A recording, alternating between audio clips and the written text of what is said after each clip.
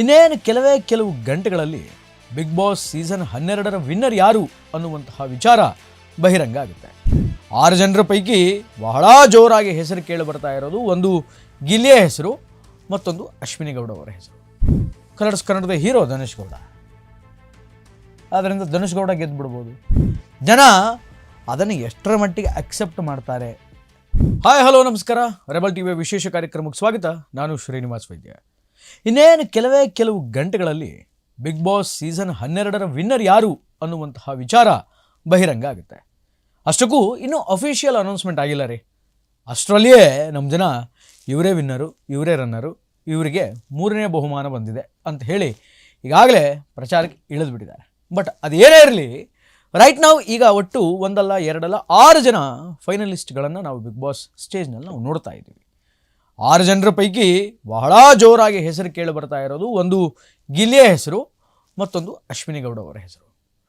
ಅವರಿಬ್ಬರೇ tug of ವಾರಲ್ಲಿ ಇರೋದು. ಇವಾಗ ಅವರಿಬ್ಬರನ್ನ ಬಿಟ್ಟರೆ ಬೇರೆ ಯಾರೂ ವಿನ್ನರ್ ಆಗೋಕ್ಕೆ ಸಾಧ್ಯನೇ ಇಲ್ಲ ಅಂತ ಹೇಳಿ ಅಂಡರ್ಲೈನ್ ಮಾಡಿ ಹೇಳೋ ಹಾಗೆ ಜನ ಹೇಳ್ತಾ ಇದ್ದಾರೆ, ಮತ್ತು ಅವರ ಅಭಿಮಾನಿಗಳು ಹೇಳ್ತಾ ಇದ್ದಾರೆ.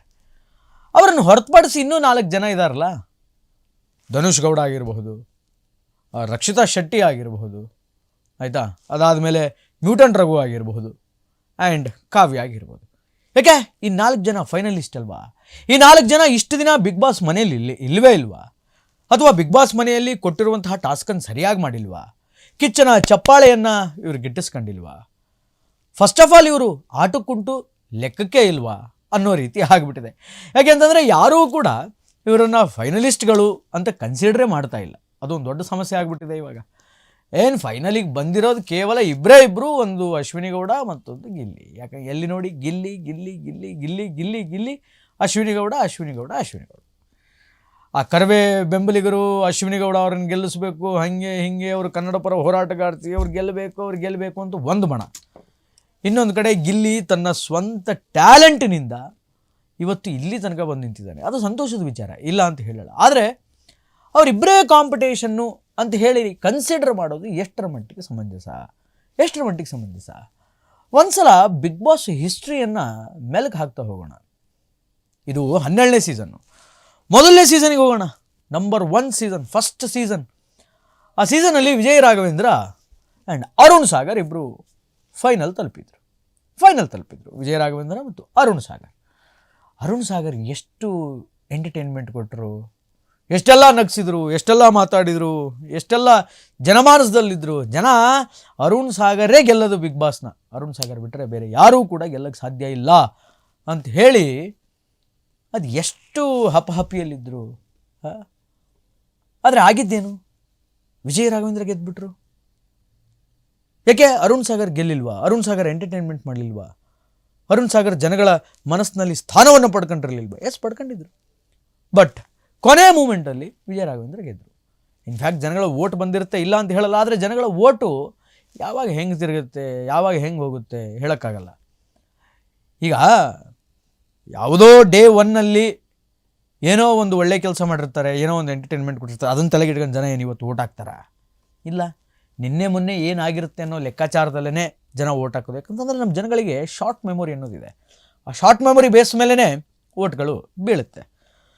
ಗಿಲ್ಲಿಗೆ ಹತ್ರ 37 ಕೋಟಿ ವೋಟ್ಗಳು ಬಂದಿದೆ ಅನ್ನುವಂಥದ್ದು ಈಗ ವೈರಲ್ ಆಗ್ತಾ ಇದೆ.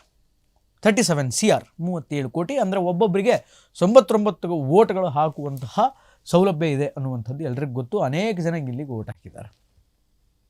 ಬೇರೆಯವರಿಗೆ ಎಷ್ಟು ವೋಟ್ ಬಂದಿದೆ? ಬೇರೆಯವರು ಯಾಕೆ ಗೆಲ್ಲುವಂತಹ ಚಾನ್ಸಸ್ಗಳು ಕಡಿಮೆ ಇದೆ, ಯಾಕೆ ಗೆಲ್ಲಬಾರದು ಹೇಳೋಕ್ಕಾಗಲ್ಲಪ್ಪ. ಬೇರೆಯವರು ಗೆದ್ದರೂ ಗೆಲ್ಬೋದು.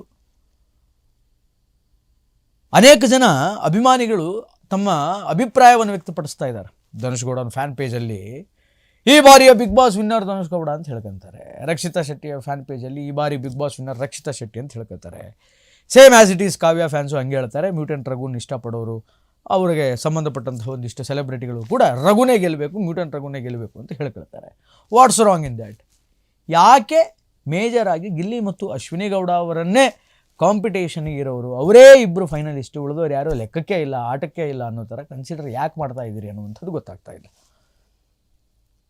ಮತ್ತೊಂದು ಸೀಸನ್ ನೋಡೋದಾದರೆ, ಒಂದು ಸೀಸನಲ್ಲಿ ಫೈನಲಿಸ್ಟ್ಗಳ ಪೈಕಿ ಒಂದು ಕಡೆ ಪ್ರಥಮ, ಮತ್ತೊಂದು ಕಡೆ ಕಿರಿಕೀರ್ತಿ.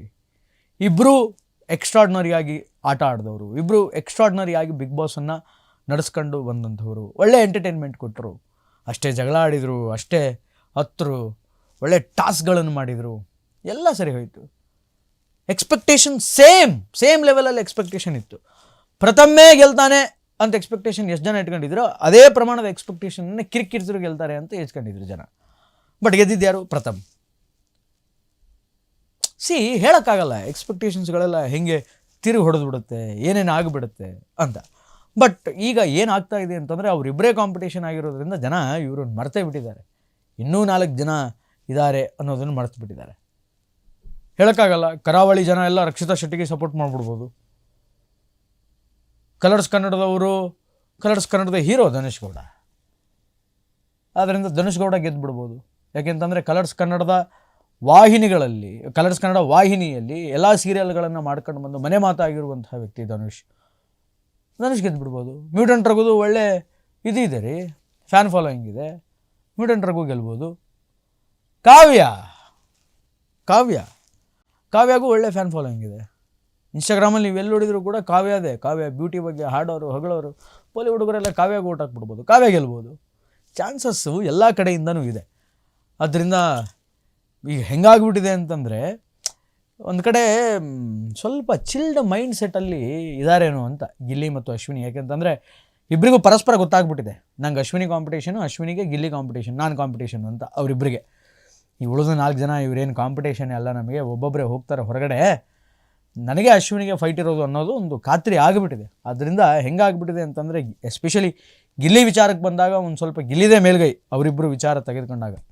ಸೊ ಆದ್ದರಿಂದ ಅವನಿಗೆ ಗಿಲ್ಲಿಗೆ ಚಲ್ಲಾಟ, ಉಳಿದವರಿಗೆಲ್ಲ ಪ್ರಾಣ ಸಂಕಟ ಅನ್ನೋ ಹಾಗೆ ಇವರು 4 ಜನನೂ ಲೆಕ್ಕಕ್ಕೆ ತಗೊಳ್ತಾ ಇಲ್ಲ. ಆದ್ದರಿಂದ ಇವರು ಆಟಕ್ಕೂ ಇದ್ದಾರಾ ಇಲ್ವಾ ಅನ್ನೋದೇ ಗೊತ್ತಾಗ್ತಾ ಇಲ್ಲ.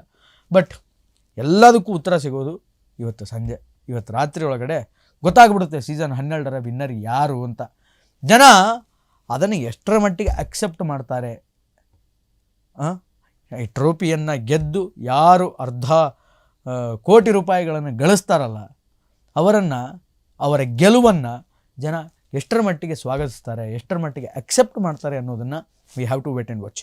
ಒಟ್ಟಾರೆಯಾಗಿ ಇದು ಈ ಹೊತ್ತಿನ ವಿಶೇಷ. ನಿರಂತರ ಸುದ್ದಿಗಾಗಿ ನೋಡ್ತಾ ಇರಿ ರೆಬೆಲ್ ಟಿವಿ. ನಮಸ್ಕಾರ.